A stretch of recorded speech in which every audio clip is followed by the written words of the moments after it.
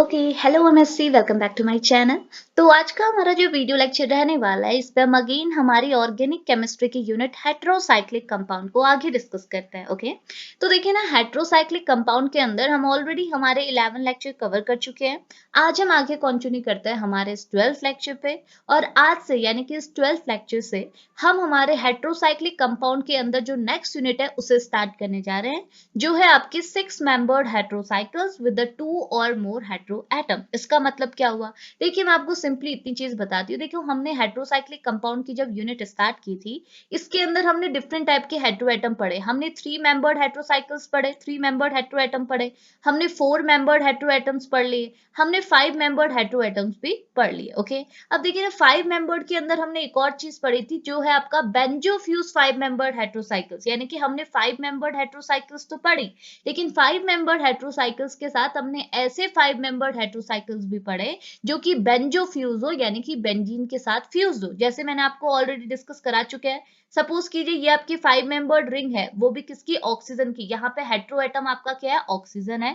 अगर मैं इसे सिंपली इतना लिखूंगी तो ये आपकी 5 मेंबर्ड रिंग हो जाएगी। लेकिन अगर मैं इसके साथ एक बेंजीन रिंग को फ्यूज कर दूं तो अभी आपकी बेंजोफ्यूज 5 मेंबर्ड हेट्रोसाइक्लिक रिंग हो जाएंगी। तो आपके सिलेबस में जितने बेंजोफ्यूज 5 मेंबर्ड हेट्रोसाइक्लिक कंपाउंड दिए थे वो मैंने आपके साथ डिस्कस करा दिया। अब देखो 3 मेंबर्ड, 4 मेंबर्ड, 5 मेंबर्ड के बाद अब क्या बचता है? 5 मेंबर्ड के बाद बचता है आपका 6 मेंबर्ड हेट्रोसाइकल्स। तो आज से यानी कि इस लेक्चर नंबर 12 से हम स्टार्ट करने जा रहे हैं हमारे 6 मेंबर्ड हेट्रोसाइकल्स। लेकिन 6 मेंबर्ड हेट्रोसाइकल में थोड़ा सा पार्टीशन किया हुआ है। पार्टीशन ऐसे किया गया है कि आपको 6 मेंबर्ड हेट्रोसाइकल्स तो पढ़ने हैं, लेकिन ऐसे 6 मेंबर्ड हेट्रोसाइकल्स पढ़ने हैं जहां पे आपके जो हेट्रो एटम है उनका काउंट वरी होगा। काउंट वरी होगा मतलब देखो आप 6 मेंबर्ड हेट्रोसाइकल्स तो पढ़ेंगे, यानी कि आप 6 मेंबर में हेट्रो एटम लगी हुई रिंग के बारे में आप तो पढ़ेंगे, लेकिन यहाँ पे जो आपका हेट्रो एटम होंगे वो वरी कर सकते हैं। जरूरी नहीं है कि एक ही हेट्रो एटम वाली 6 मेंबर्ड रिंग को आपने पढ़ना है,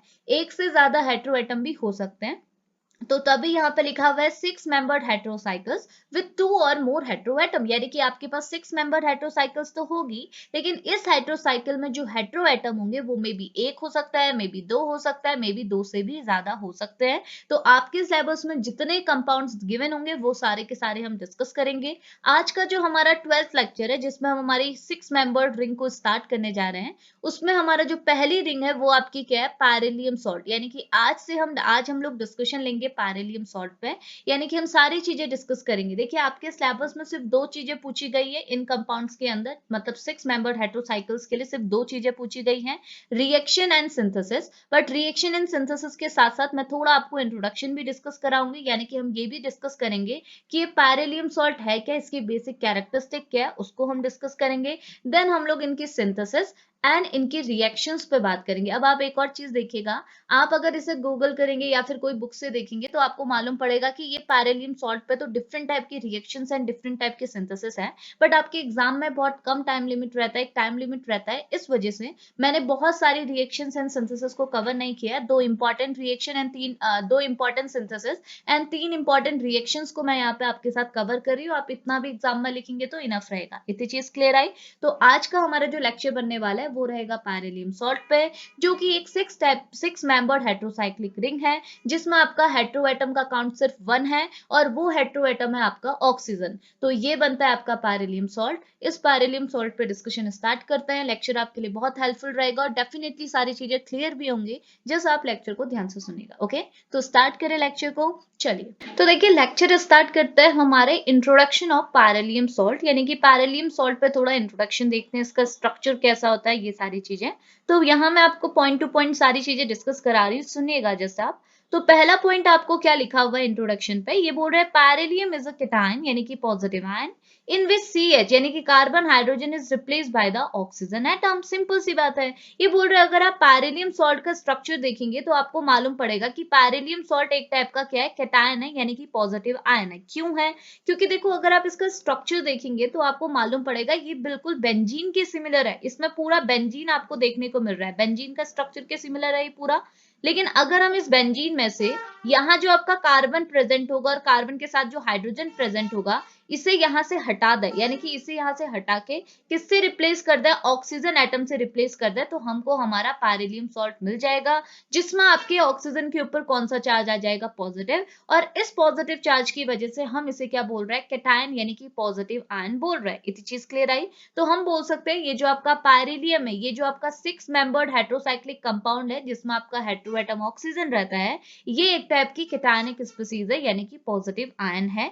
क्योंकि ये स्ट्रक्चर किसके सिमिलर है, बेंजीन के सिमिलर है, जिसमें हम लोग कार्बन हाइड्रोजन को रिप्लेस कर देते हैं बाय ऑक्सीजन, जिससे हमारा पैरिलियम सॉल्ट ऑब्टेन हो जाता है। ठीक है, अगर हम इसके फॉर्मूले की बात करें तो इसका फॉर्मूला क्या बनेगा, इसका फॉर्मूला बनेगा C5H5O पॉजिटिव। C5H5O पॉजिटिव, या कार्बन का काउंट कितना हो गया, 5, हाइड्रोजन कितने हो जाएंगे, 5, बिकॉज सारे कार्बन के एटम के ऊपर क्या लगा होगा, एक एक हाइड्रोजन एटम लगे होंगे, तो जितने कार्बन एटम उतने ही हमारे हाइड्रोजन एटम, और एक आपके पास ऑक्सीजन, और ऑक्सीजन के ऊपर लगा है पॉजिटिव चार्ज, तो बना C5H5O पॉजिटिव। ठीक है, तो वही चीज यहाँ पे लिखा है, consisting of a 6 membered ring of a 5 carbon atom, जो कि कैसे बना होता है, इस फॉर्मूले को अगर हम लोग अरेंज करें तो ये क्या बनाता है, ये बोल रहे हैं ये आपको एक 6 मेंबर्ड रिंग आपको देता है, जिसमें आपके पास 5 कार्बन एटम होते हैं, और 5 कार्बन एटम के साथ, सारे कार्बन एटम के साथ क्या होता है, हाइड्रोजन एटम जुड़े होते हैं, तो 5 कार्बन एटम के साथ 5 ही हाइड्रोजन एटम जुड़ेंगे, और साथ ही साथ वहां आपको एक ऑक्सीजन एटम मिलेगा जिसके ऊपर कौन सा चार्ज लगा होगा, एक पॉजिटिव चार्ज लगा होगा, तो फॉर्मूला बन गया C5H5O पॉजिटिव। इतनी चीज क्लियर आई। देखिए थर्ड पॉइंट आपको क्या बोल रहा है, ये बोल रहा है the bond in a ring are conjugated as in benzene giving it an aromatic character. तो ये बोल रहा है अगर आप इस पैरेलियम सॉल्ट का स्ट्रक्चर देखेंगे तो आपको मालूम पड़ेगा कि ये जो पैरेलियम सॉल्ट है वो एक टाइप का क्या है, एरोमेटिक कैरेक्टरिस्टिक शो करता है, यानी कि इसमें आपको एरोमेटिसिटी भी देखने को मिलेगी। अब एरोमेटिसिटी का कंफर्मेशन कैसे हुआ, कैसे पता चला कि ये कंपाउंड आपका एरोमेटिक है, तो हमने एरोमेटिसिटी के लेक्चर पे ऑलरेडी डिस्कस किया हुआ है कि एरोमेटिक कंपाउंड है या फिर नहीं, इसके लिए हमको कुछ क्राइटेरिया यानी कि कुछ कंडीशन को फॉलो करना होता है, जिसमें से पहली होती है कि कंपाउंड को अगर आप एरोमेटिक बोल रहे हैं तो कंपाउंड आपका कैसा होना चाहिए, साइक्लिक होना चाहिए, रिंग स्ट्रक्चर उसमें होना चाहिए। तो आप देख सकते हैं ये कंपाउंड भी आपका साइक्लिक है। दूसरी कंडीशन आपकी क्या होती है कि अल्टरनेट पोजीशन में सिंगल एंड डबल बॉन्ड होने चाहिए, तो यहाँ भी आप देख सकते हैं कि आपको अल्टरनेट पोजीशन में सिंगल एंड डबल बॉन्ड देखने को मिल रहा है। ओके, तीसरी कंडीशन क्या होती है कि कंपाउंड आपका प्लेनर होना चाहिए, तो आप देख सकते हैं कंपाउंड आपका प्लेनर है। अब प्लेनरिटी का कंफर्मेशन कैसे होता है, आप सभी को पता है कि हमको हाइब्रिडाइजेशन चेक करना होता है। अगर आपके कंपाउंड का हाइब्रिडाइजेशन, सारे कार्बन एटम यहाँ पे जो प्रेजेंट है इनका हाइब्रिडाइजेशन sp2 होगा, तो हमको समझ लेना है कि हमारा कंपाउंड प्लेनर है, जो मैं आपको ऑलरेडी डिस्कस करा चुकी हूँ। तो आप देखेंगे ये सारे कार्बन एटम आपके कैसे हैं, प्लेनर है। प्लेनर क्यों है, क्योंकि यहाँ पे आपको हाइब्रिडाइजेशन कितना देखने को मिल रहा है, sp2 देखने को मिल रहा है। तो हम सिंपली बोल सकते हैं कि ये कंपाउंड आपका साइक्लिक भी है, कंजुगेटेड भी है और प्लेनर भी है।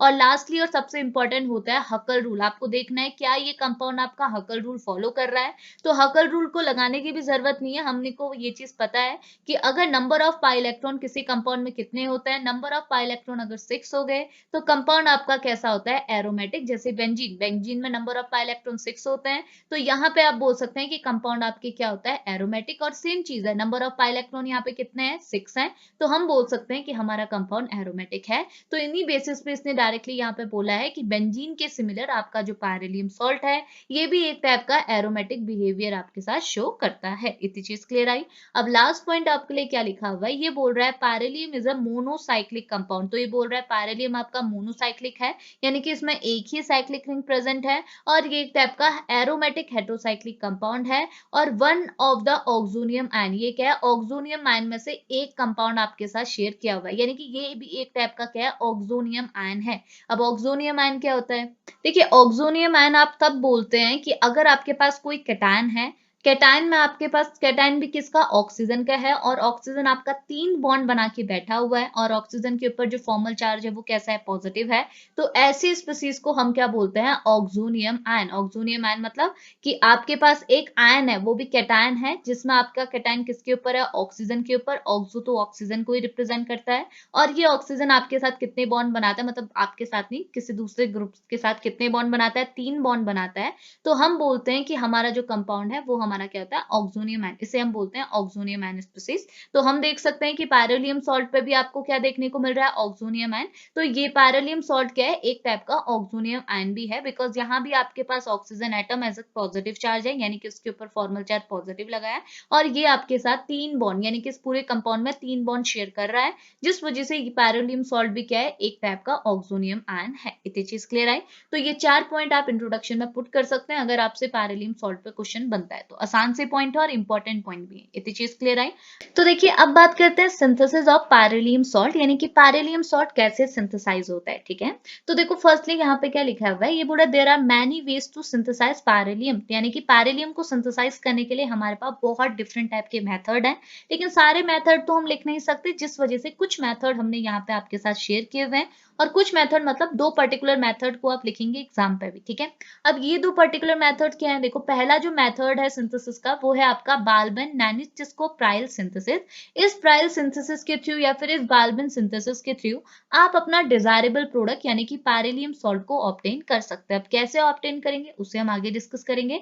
तो पहली सिंथेसिस आपकी क्या है, बाल्बन सिंथेसिस, और दूसरी सिंथेसिस है आपकी बाय 1,3 डाइकार्बोनाइल कंपाउंड, यानी कि 1,3 डाइकार्बोनाइल कंपाउंड के थ्रू भी आप अपना पैरेलियम सॉल्ट को ऑब्टेन कर सकते हैं। अब कैसे ऑब्टेन करेंगे उसके लिए पहले थ्योरी डिस्कस करते हैं, देन मैकेनिज्म पे आएंगे। ठीक है, तो देखो बाल्बन सिंथेसिस क्या बोलती है, तो बहुत आसान है, ये वहां लिखा हुआ है in the synthesis propene derivative form a beryllium salt by double acylation with the acid chloride and acid anhydride in the presence of Lewis acid like AlCl3। तो देखो कितना आसान है, क्या बोल रहा है, ये बोल रहा है कि ये जो बाल्बन सिंथेसिस है, सबसे पहली चीज कि इस सिंथेसिस में आपका रिएक्टेंट मॉलिक्यूल क्या होता है, इस सिंथेसिस में आपका रिएक्टेंट मॉलिक्यूल होता है प्रोपीन डेरिवेटिव, यानी कि कोई भी प्रोपीन डेरिवेटिव आप ले सकते हैं इस रिएक्शन की, इस सिंथेसिस के रिएक्टेंट मॉलिक्यूल बनाने के लिए। ठीक है, तो आपने अपना रिएक्टेंट मॉलिक्यूल लिया प्रोपीन डेरिवेटिव, इस प्रोपीन डेरिवेटिव में अब आपने क्या कराना है, ये बोल रहे हैं इस प्रोपीन डेरिवेटिव में आप क्या कराओ, डबल एसाइलेशन। अब डबल एसाइलेशन मतलब क्या हुआ,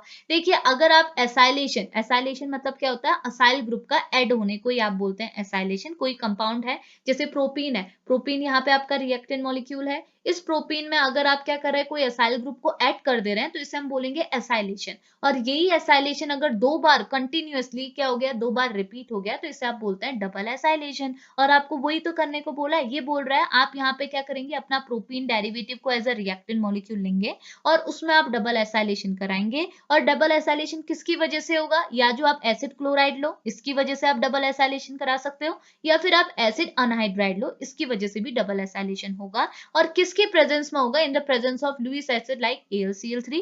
जैसे ही डबल एसाइलेशन होगा, डबल एसाइलेशन के बाद आपको क्या देखने को मिलेगा, आपका प्रोडक्ट यानी कि पैरेलियम सॉल्ट का फॉर्मेशन देखने को मिलेगा। साथ ही साथ यहाँ पर कोई डिहाइड्रेशन भी होता है, यानी कि वाटर का रिमूवल भी होता है, उसको यहाँ पे लिखा नहीं है बट होता है। इतनी चीज क्लियर आई।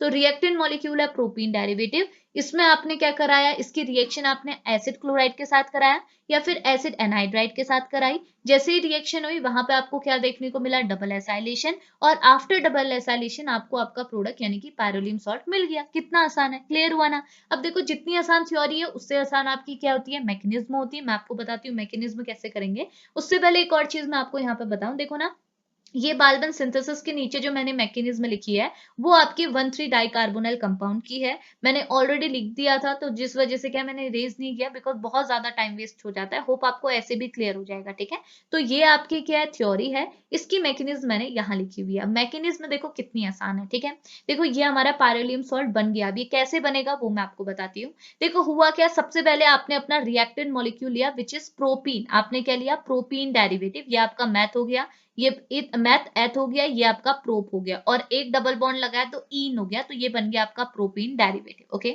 अब इस प्रोपीन डेरिवेटिव की रिएक्शन आपने किसके साथ कराई, एसिड क्लोराइड। चाहे आप एसिड क्लोराइड के साथ कराओ या फिर एसिड एनहाइड्राइड के साथ कराओ, मैंने यहाँ पे एसिड क्लोराइड लिया। ठीक है, अब इसकी आपने रिएक्शन करानी, और रिएक्शन यहाँ पे क्या होनी है आपकी, एसाइलेशन। एसाइलेशन मतलब असाइल ग्रुप को आपने ऐड कराना है, और असाइल ग्रुप अगर 2 बार लगातार ऐड हो गया तो इसे बोलेंगे डबल एसाइलेशन। तो देखो पहला जो स्टेप होगी, पहली जो रिएक्शन होगी, इसमें भी मैं असाइल ग्रुप को ऐड करूंगी। दूसरा जो स्टेप होगा इसमें भी मैं असाइल ग्रुप को ऐड करूंगी। देखो पहले स्टेप में भी मैंने अपना अपना एसिड क्लोराइड लिया है, दूसरे स्टेप में भी एसिड क्लोराइड लिया है, ताकि दोनों स्टेप में लगातार क्या हो जाए, एसाइलेशन, जिससे हम क्या बोलेंगे, डबल एसाइलेशन। क्लियर हुआ? तो हमने डबल एसाइलेशन ही तो कराना था। अब देखो कैसे होगा, ठीक है। तो देखो हुआ ये कि सबसे पहले हमने अपने प्रोपीन डेरिवेटिव की रिएक्शन किसके साथ कराई, एसिड क्लोराइड के साथ कराई, और रिएक्शन जब आप कराएंगे तो आपने किसका रिमूवल दिखाना है, HCl का रिमूवल दिखाना है, ठीक है। अब कैसे HCl का रिमूवल होगा, तो देखो बहुत आसान है।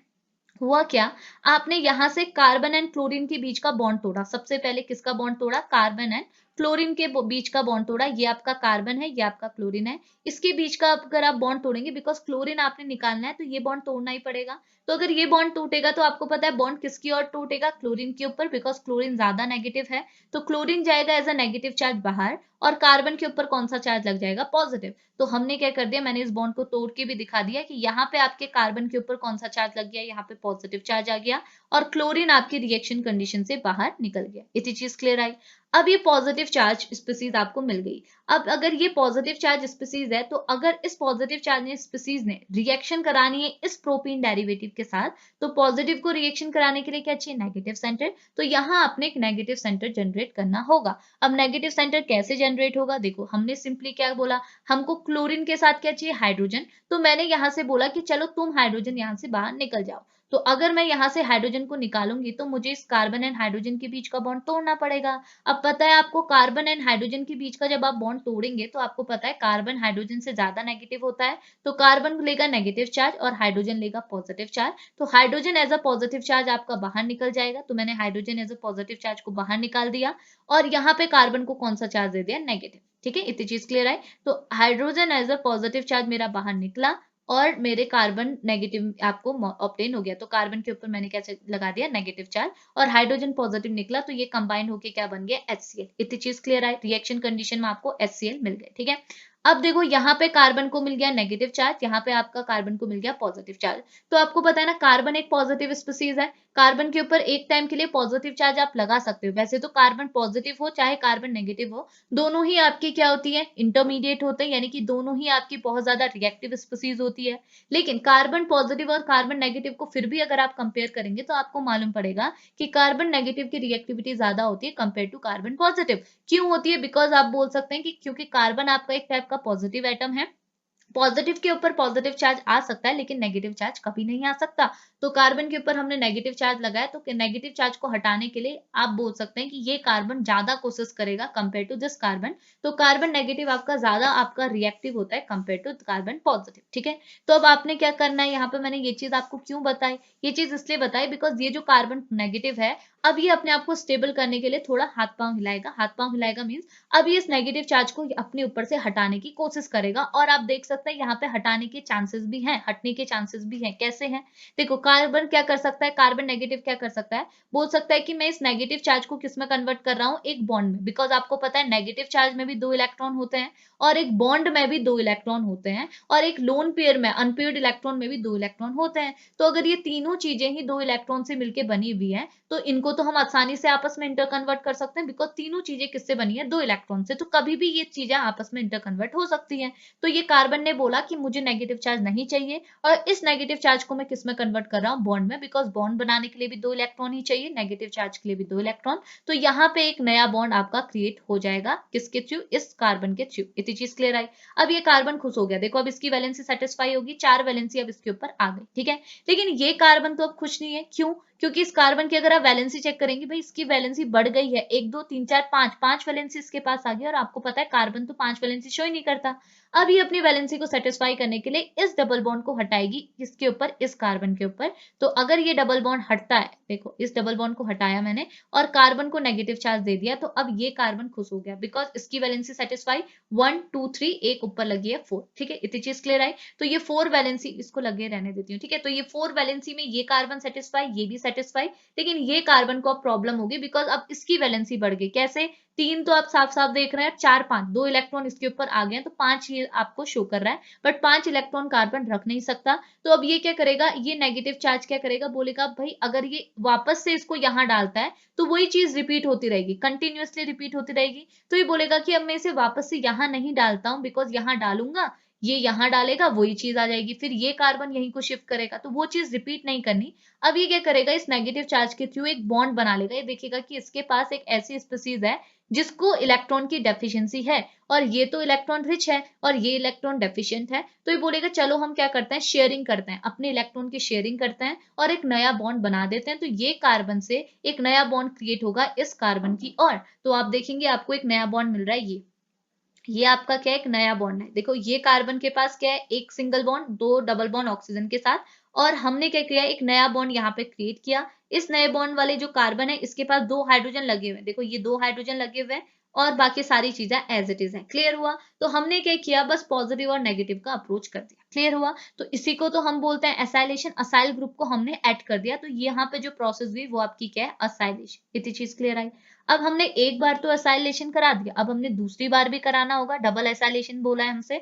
तो मैंने क्या किया, अब इस स्पीसीज जो हमें मिली हुई है इसकी रिएक्शन दोबारा मैंने किसके साथ कराई, एसिड क्लोराइड के साथ। अब वही रिएक्शन होगी सेम। क्या किया हमने, देखिएगा हमने क्या किया, हमको HCl निकालना है, तो मैंने क्लोरीन तो यहाँ से निकाल दिया, तो ये तो आपको पता चल गया, chlorine as a negative charge बाहर निकल गया, और यहाँ पे कार्बन को मिल गया हमारा पॉजिटिव चार्ज। ठीक है, अब ये पॉजिटिव चार्ज कार्बन को क्या चाहिए, एक नेगेटिव चार्ज स्पीसीज चाहिए, तभी तो ये दोनों कंबाइन करेंगे, तभी तो असाइल ग्रुप यहाँ जाके ऐड होगा। तो पॉजिटिव चार्ज को क्या चाहिए, एक नेगेटिव सेंटर, ताकि ये असाइल ग्रुप जाके यहाँ ऐड हो जाए। ठीक है, अब नेगेटिव सेंटर कैसे मिलेगा, तो देखो होगा क्या, हम कहेंगे Cl को क्या चाहिए, एक हाइड्रोजन पॉजिटिव, तो हमने क्या किया, यहाँ से हाइड्रोजन पॉजिटिव निकाल दिया। तो सपोज कीजिए मैंने यहाँ से क्या कर दिया, ये हाइड्रोजन पॉजिटिव को निकाला, एक मिनट, ये हाइड्रोजन पॉजिटिव मेरा निकला, तो ये HCl के फॉर्म में बाहर निकल गया, लेकिन ये कार्बन के ऊपर क्या आ गया, नेगेटिव चार्ज। अब वही चीज है, कार्बन नेगेटिव है, बोलेगा भाई मेरे को तो नेगेटिविटी पसंद ही नहीं है, मैं इस नेगेटिविटी को किस में कन्वर्ट करता हूँ, बॉन्ड में। तो अगर यहाँ पे बॉन्ड बन जाता है तो क्या होगा, देखो ये मैंने हटा दिया,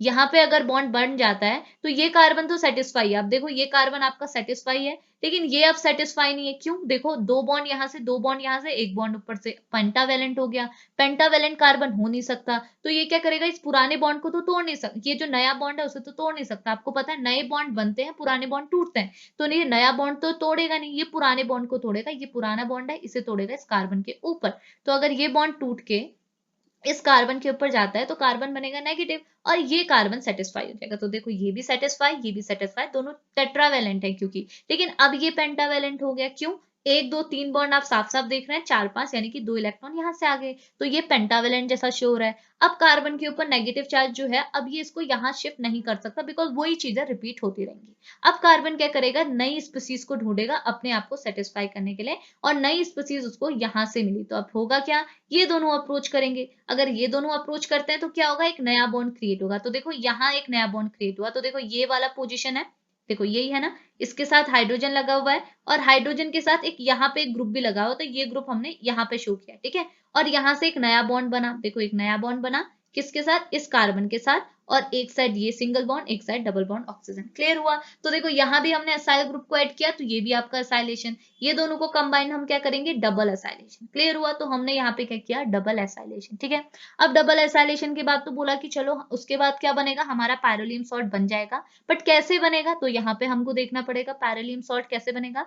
तो मैंने बोला था यहाँ पे आपका डिहाइड्रेशन भी होगा, यानी कि वाटर का रिमूवल भी होगा। कैसे होगा, देखो हमने क्या किया, ये स्पीसीज जो हमारी बनी है इस पे हमने क्या किया, ये वाले बॉन्ड को तोड़ा। सपोज करते हैं हमने हमारे क्या किया, यहाँ पे जो बॉन्ड बना था, यहाँ पे ग्रुप है ना ये, अगर हम लोग क्या करें, इस बॉन्ड को तोड़ें, तो हमको पता है ये बॉन्ड किसकी ओर शिफ्ट होगा, कार्बन की ओर शिफ्ट होगा। तो देखो कार्बन के ऊपर हमने लगा दिया, सपोज ऐसा छोड़ो,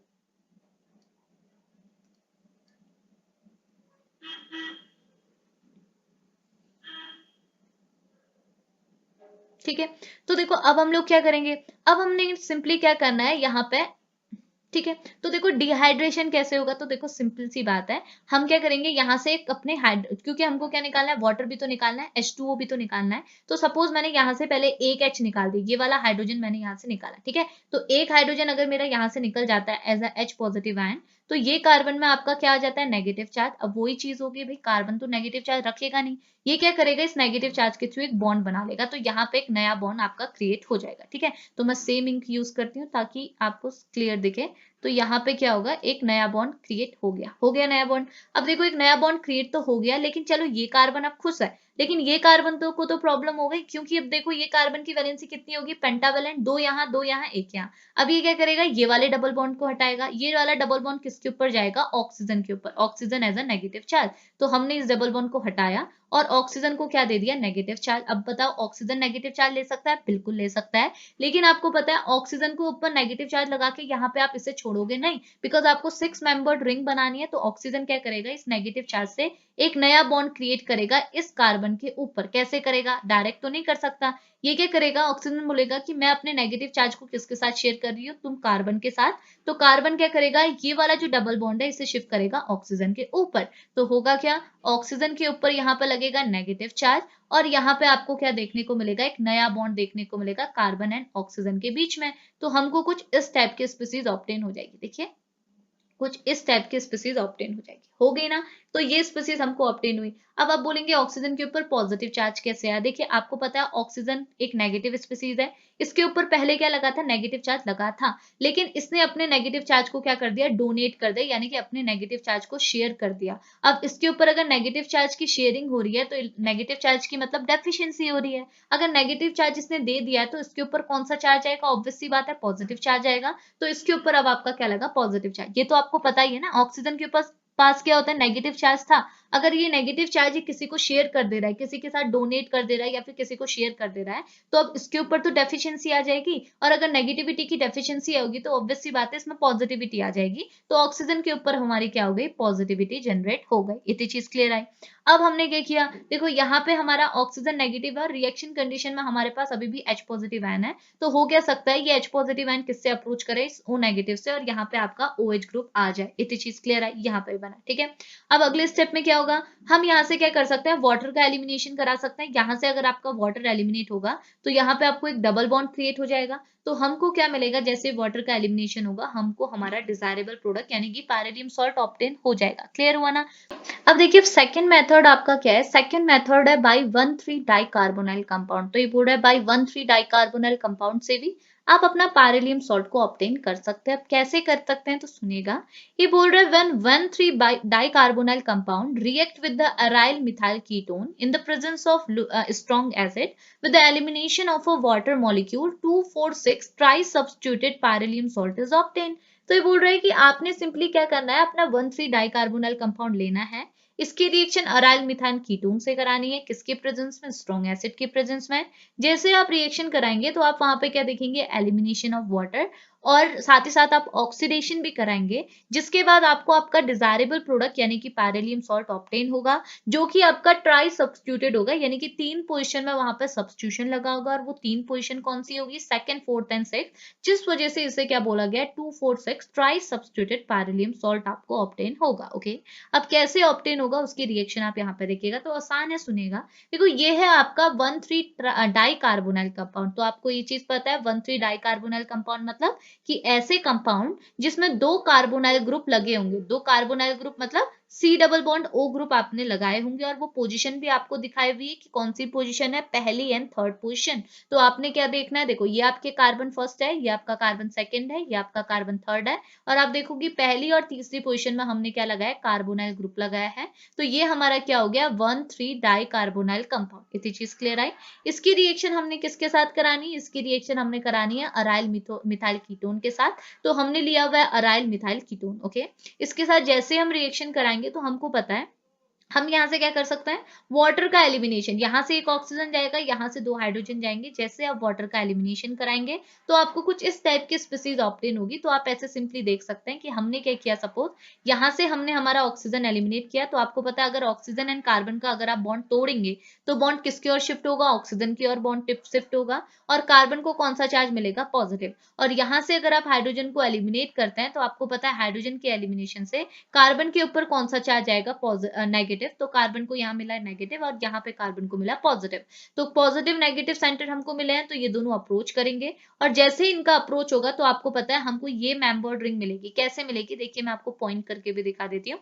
ये कार्बन फर्स्ट है, ये कार्बन सेकेंड है, ये कार्बन थर्ड है।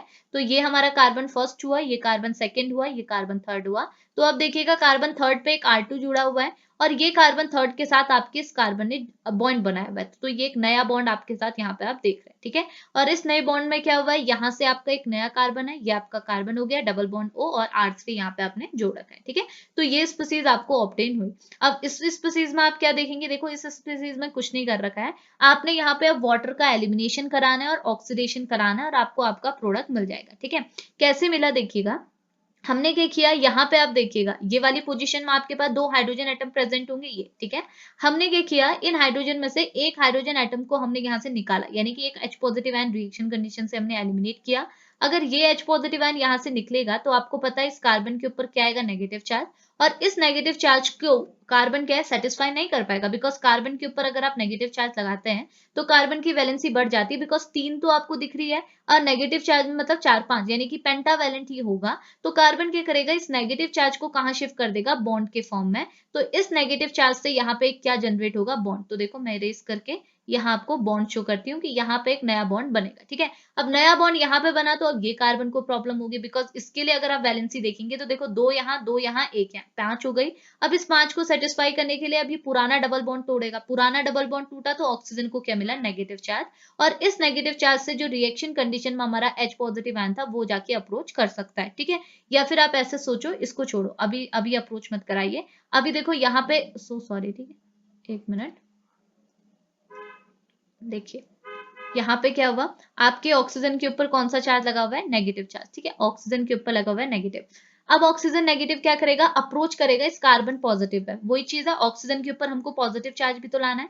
ये ऑक्सीजन नेगेटिव किससे अप्रोच करेगा, इस कार्बन पॉजिटिव से। और ये कैसे अप्रोच होगा, यहाँ जो कार्बन पॉजिटिव है ये क्या करेगा, ये जो डबल बॉन्ड है इसे किसकी ओर शिफ्ट करेगा, ऑक्सीजन के ऊपर, तो ऑक्सीजन को मिलेगा नेगेटिव चार्ज और ये वाला कार्बन को मिलेगा पॉजिटिव चार्ज। समझ में आ रहा है ना मैं क्या बोल रही हूँ, देखिए मैं इरेज करके दोबारा दिखा रही हूँ आपको, ये है ना यहाँ पे। तो ये डबल बॉन्ड था, हमने क्या किया कि ये जो डबल बॉन्ड है इसे किसकी ओर शिफ्ट करा, ये वाले डबल बॉन्ड को तोड़ा। अगर ये बॉन्ड तोड़ते हो तो ऑक्सीजन के ऊपर जाएगा बॉन्ड, ऑक्सीजन को मिलेगा नेगेटिव चार्ज, कार्बन को मिलेगा पॉजिटिव चार्ज। तो अगर इस बॉन्ड को मैं तोड़ू तो ऑक्सीजन को मिलेगा नेगेटिव, कार्बन को मिलेगा पॉजिटिव। तो इस कार्बन की पॉजिटिविटी को बैलेंस करने के लिए, बिकॉज हमको 6 मेंबर्ड रिंग बनानी है, तो हमने क्या किया, इस ऑक्सीजन नेगेटिव का अप्रोच किया इस कार्बन पॉजिटिव से, जिसकी वजह से हमको एक 6 मेंबर्ड रिंग ऑब्टेन हो गई। इतनी चीज क्लियर आई।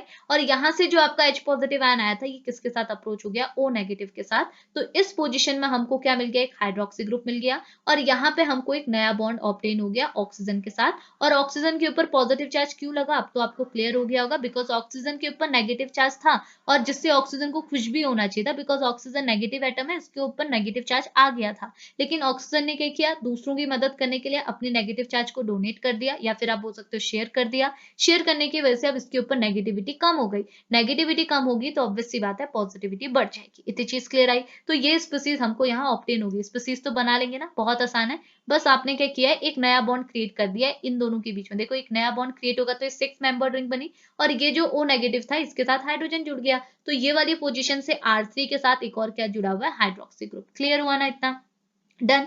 अब अगले स्टेप में क्या होगा, हम लोग क्या करेंगे, वाटर का एलिमिनेशन कराएंगे और वाटर का एलिमिनेशन के साथ साथ हम क्या करेंगे, ऑक्सीडेशन, जिसकी वजह से हमको हमारा पैरेलियम सॉल्ट ऑब्टेन होगा। और जिसके जिसके क्या है, हमारी सेकंड और ये हमारे second, third, fourth, fifth, six और second, fourth and six position में हमको क्या देखने को मिलेगा, ये था ना सेकंड, फोर्थ, सिक्स। तो ये पहली पोजीशन, ये आपकी सेकंड पोजीशन, इसमें आपका R1 लगा हुआ है, इस पोजीशन में R2 लगा हुआ है, इस पोजीशन में R3 लगा हुआ है। तो second, fourth and six position में हमको क्या देखने को मिला, सब्स्टिट्यूशन देखने को मिला। और टोटल 3 सब्स्टिट्यूशन है तो हमको 2, 4, 6 ट्राई सब्स्टिट्यूटेड पैरेलियम सॉल्ट ऑब्टेन हो गए। कितना आसान है। तो वही तो किया हमने, यहाँ से वाटर का एलिमिनेशन किया, डबल बॉन्ड आया, ऑक्सीडेशन आया, तो ये शिफ्टिंग हुई और हमको क्या है, पूरे उसमें आपको 3 पाई बॉन्ड देखने को मिले और हमको हमारा डिजायरेबल प्रोडक्ट यानी कि 2, 4, 6 ट्राई सब्स्टिट्यूटेड पैरेलियम सॉल्ट ऑब्टेन हो गया। इतनी चीज क्लियर आई।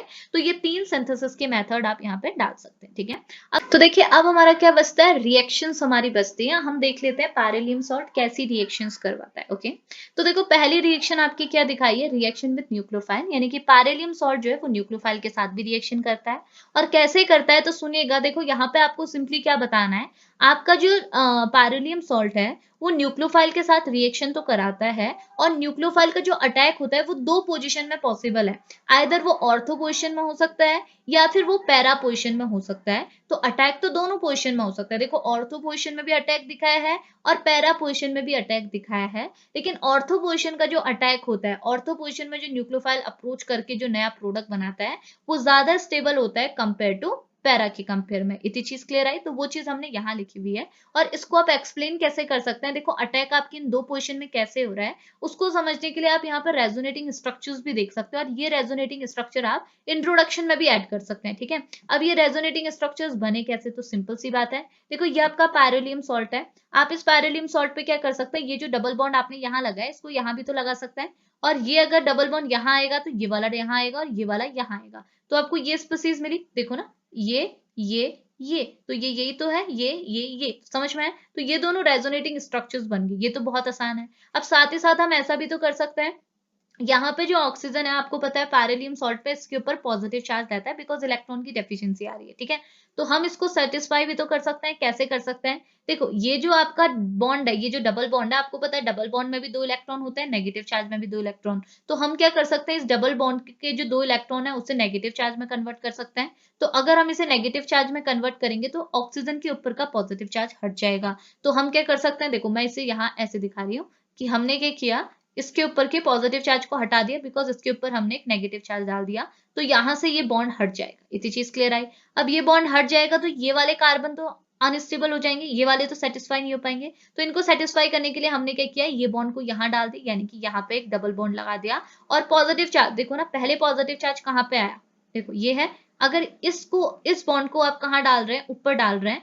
तो ये बॉन्ड ऊपर जाने की वजह से पॉजिटिव चार्ज कहाँ पे आएगा, इस पोजीशन में। तो देखो ये भी आपका एक रेजोनेटिंग स्ट्रक्चर हो सकता है जिसे हमने यहाँ पे बनाया, देखो बना ना, ये दोनों बिल्कुल सेम है, आप देख सकते हैं ये दोनों बिल्कुल सेम है, और इसका लेफ्ट एंड राइट भी कर सकते हैं, एक बार इसको हमने जो पॉजिटिव चार्ज है वो राइट में लगा है, सेम चीज यहाँ पे लेफ्ट में भी हो सकती है। क्लियर हुआ, अब ऐसा भी हो सकता है कि ये पॉजिटिव चार्ज को हम कहाँ डाल सकते हैं, यहाँ पे, कैसे, हमने इस डबल बॉन्ड को कहाँ शिफ्ट कर दिया, यहाँ पे, यानी कि यहाँ पे डबल बॉन्ड आ गया, तो अगर यहाँ पे डबल बॉन्ड आएगा तो ये वाला डबल बॉन्ड हट जाएगा, ये सिंगल बॉन्ड हो जाएगा, और यहाँ पे कौन सा चार्ज जाएगा, पॉजिटिव। तो रेजोनेटिंग स्ट्रक्चर्स बनाने तो सबको ही आते हैं, तो हमने क्या किया, जैसे इसके रेजोनेटिंग स्ट्रक्चर्स यहाँ पे शो किए हुए हैं, तो आपको पता चलेगा जब रेजोनेटिंग स्ट्रक्चर्स बनेंगे तो जो पॉजिटिव चार्ज है वो कहाँ कहाँ आ रहा है, याद कीजिएगा, पॉजिटिव चार्ज आपका एक बार ऑर्थो पोजिशन में आ रहा है, मेटा में तो नहीं आ रहा ना, मेटा में तो पॉजिटिव चार्ज आ ही नहीं रहा है, बिकॉज अगर एक बार पॉजिटिव चार्ज यहाँ आ रहा है तो हम लोग क्या कर रहे हैं, इसको यहाँ पे भेज रहे हैं, तो यहाँ पे अगर डबल बॉन्ड बन रहा है तो यहाँ पे पॉजिटिव चार्ज आने के बजाय कहाँ आ रहा है, यहाँ पे, यानी कि पॉजिटिव चार्ज जो आ रहा है वो एक ऑर्थो पोजिशन में आ रहा है,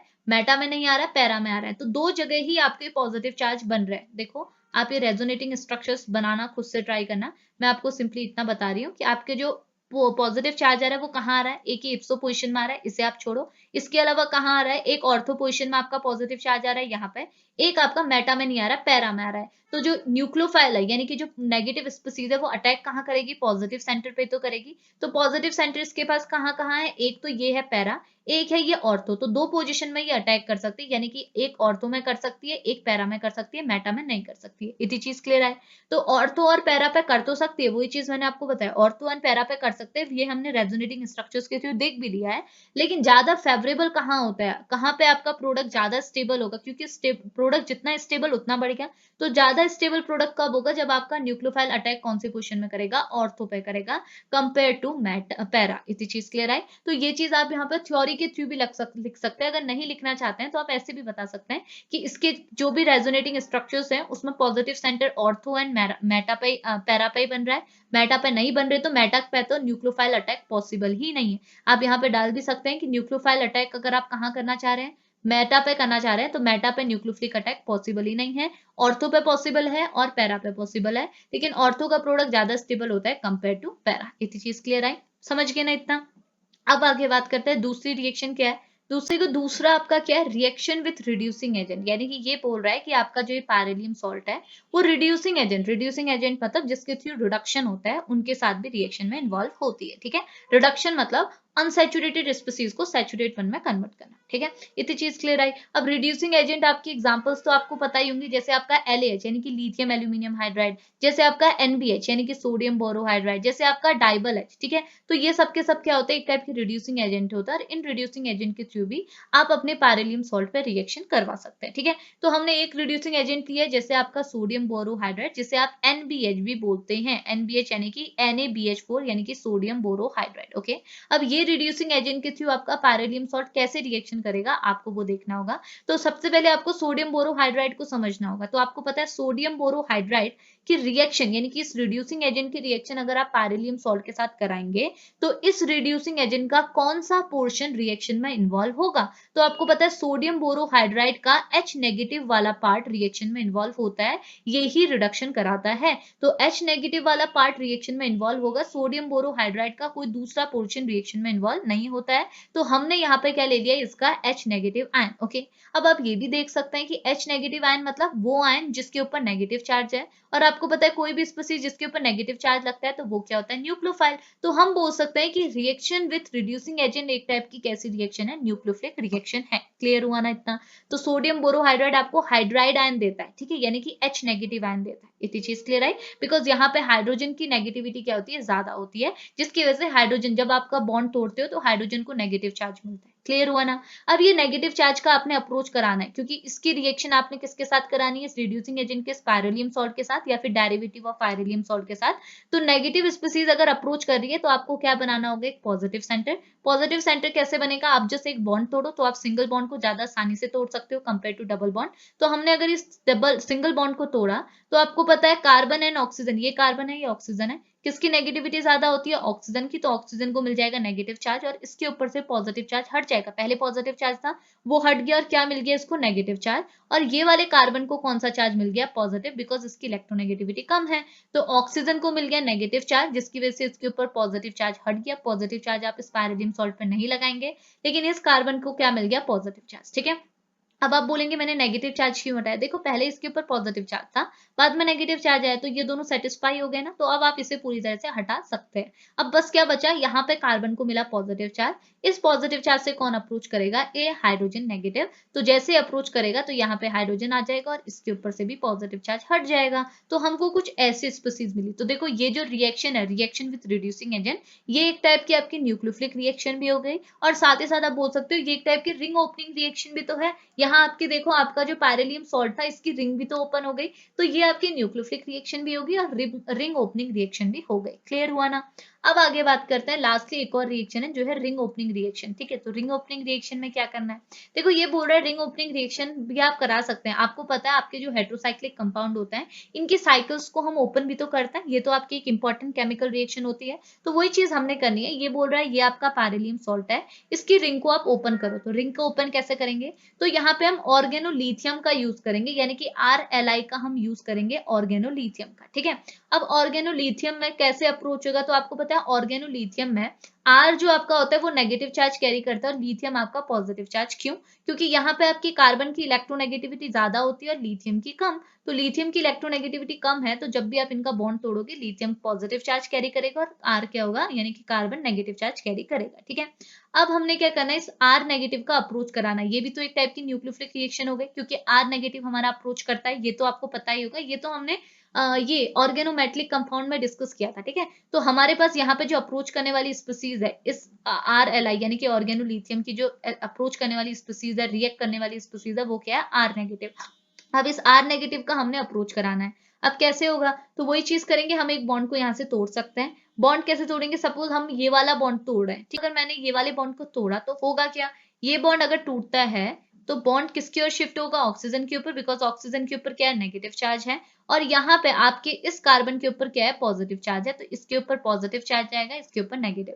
अब नेगेटिव और पॉजिटिव ने एक दूसरे को सेटिस्फाई कर दिया, तो चार्ज हमने हटा दिए। अब इस पॉजिटिव से कौन जाके अप्रोच करेगा, ये R जाके अप्रोच करेगा। ठीक है, तो R ने यहाँ जाके अप्रोच किया तो हमको ये स्पीसीज मिल गई। अब इसमें रीअरेंजमेंट, अगर आप इसमें रीअरेंजमेंट करेंगे तो क्या होगा, बस रीअरेंजमेंट पे हमने क्या दिखा है कि आपने इस बॉन्ड को तोड़ा और ये बॉन्ड को किसकी ओर शिफ्ट कर दिया, इस ऑक्सीजन के ऊपर। अगर आप इस बॉन्ड को तोड़ोगे, बिकॉज रिंग ओपनिंग रिएक्शन करनी है, अगर ये बॉन्ड आपका टूटता है तो बॉन्ड किसके ऊपर जाएगा, ऑक्सीजन के ऊपर। ऑक्सीजन कैरी करेगा नेगेटिव चार्ज, ये कार्बन कैरी करेगा आपका पॉजिटिव चार्ज, और ये नेगेटिव चार्ज को सेटिस्फाई करने के लिए आप क्या करेंगे, इसको यहाँ शिफ्ट करेंगे, इसको यहाँ शिफ्ट करेंगे, इसको यहाँ शिफ्ट करेंगे। अगर ऐसी शिफ्टिंग हुई तो आपको यही तो मिलेगा। रीअरेंजमेंट में क्या हुआ, हमने बस बॉन्ड की शिफ्टिंग की। पाई बॉन्ड तो डीलोकलाइज नेचर के होते हैं, तो आप इन्हें आसानी से शिफ्ट कर सकते हैं। तो हमने इस नेगेटिव चार्ज को यहाँ शिफ्ट किया, तो देखो एक नया बॉन्ड यहाँ पर बन गया, ठीक है। अब यहाँ पे जो बॉन्ड था वो हटा, क्यों, इसको हमने शिफ्ट किया यहाँ पे, तो यहाँ पे एक नया बॉन्ड मिल गया। अब ये वाले बॉन्ड को हमने शिफ्ट किया नीचे, तो यहाँ पे एक नया बॉन्ड मिल गया, तो ये प्रोडक्ट हमको ऑब्टेन हो गया। इतनी चीज क्लियर आई। तो हमने क्या किया, यहाँ पर रिंग ओपनिंग रिएक्शन शो करे, तो ये 3 केमिकल रिएक्शंस आप यहाँ पर डाल सकते हैं। क्लियर हुआ ना।